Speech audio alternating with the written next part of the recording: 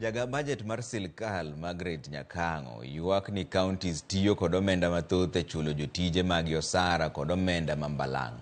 Nyakang'o mane loso galamoro mar duoko piny omenda ma sirkal tiyo godo e chulo osara nowacho ni counties moko bende pod chulo jotich osara gi register machon.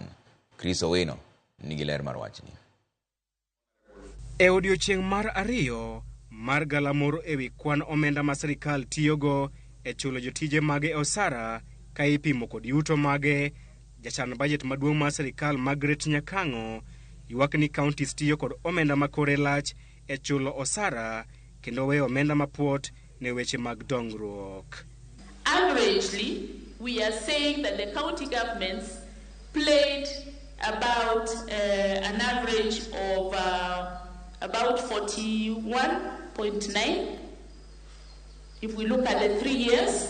So what we are saying is that the counties have not managed to stay within the legal limit of 35%. E report mare, Nyakang'o oyango ni kuom counties 47 mapacho kae, counties 10 mokwongo tiyo kod atamalo 60 gi wiye mar omenda mag e chulo jotich. 75%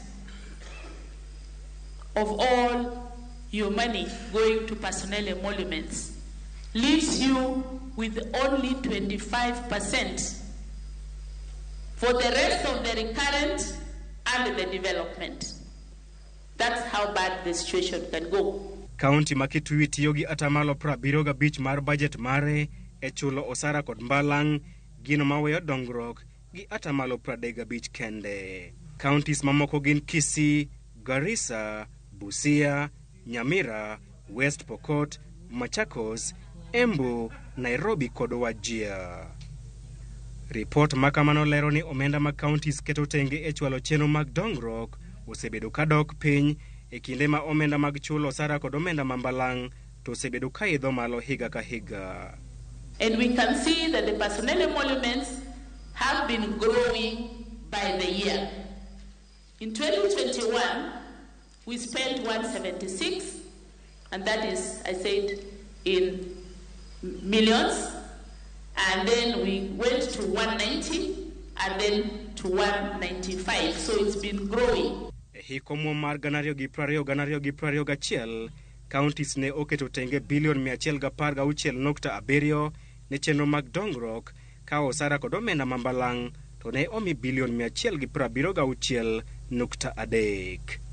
E budget mar ganario gi prario gario, counties ne oketo tenge bilion 119 e weche mag osara e kinde ma chenro mag dongruok to ne ochwalne mana bilion 98.4. Turbin mar Nyakang'o bende omenyo tend counties mapod chulo jotich osara gi register machon kata manual payroll, ataro mar chik gino manyayo weche mag mibadhi. These are the counties that were applying manual payroll, that is outside the official government payroll of the IPPD. And you can see that Homa Bay was almost at 30%. Almost 30% of their payroll was manual. It was outside the system. Let's also observe the fact that when we do manual payroll, then that is prone to abuse and therefore prone to wastage. Omiyo rieko mwang'ado sani en ni migepe duto temani e Kenya ka manegi choko mar pesa kawuono koro nengo megi target mondo giting revenue margi malo. Ka gitingo revenue margi malo to percentage mar 35 ewi 100 dhi yudore ka onge ng'ama riembie tich to kendo kata medji to pod percentage no dhi bede. Omiyo mana recommendation mwadwaro ni wa propose ka mondo wagodo kaka resolution. Moko kuom counties mapod tiyo gi register machon e chulo jotich magi osara gin Homa Bay, Laikipia, Siaya, Marsabit, Nairobi, Bomet, Garissa kod Samburu.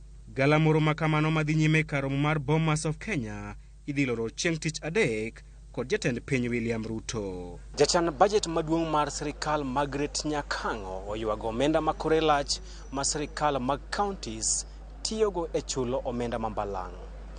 Chris Owino, Ramogi TV, Bomas of Kenya, Nairobi. Director machon mar kar